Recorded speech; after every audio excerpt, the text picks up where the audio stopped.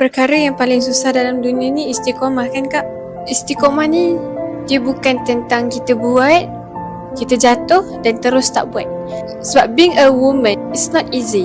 So setiap wanita sekarang ni memang sangat-sangat setengah struggle untuk nak jaga iman mereka, nak menjaga mata mereka, nak menjaga izah mereka. Sebab benda ni bukan benda yang mudah. Kalau kita ni dijentik dengan rasa aku nak pakai tudung labuh, aku nak pakai tudung, aku nak pakai handsock, aku nak pakai stokin dan sebagainya, kita nak menutup aurat dengan sempurna, kita akan ditakut-takutkan oleh syaitan. Syaitan akan menakut-nakutkan kita dengan kemiskinan, populariti, position, macam yang Allah sebutkan dalam surah 2 ayat 268. Syaitan menakut-nakutkan kamu dengan kemiskinan dan menyuruh kamu berbuat kejahatan, sedangkan Allah menjanjikan untukmu keampunan darinya. Objektif syaitan ni adalah untuk menyesatkan kita, untuk menjauhkan kita dengan Allah SWT. Kalau satu masa nanti kita jatuh, buat balik kemaksiatan yang kita pernah buat dulu. Jangan pernah berhenti berharap, sebab Allah will always with us. Kita kena yakin yang Allah ada dengan kita.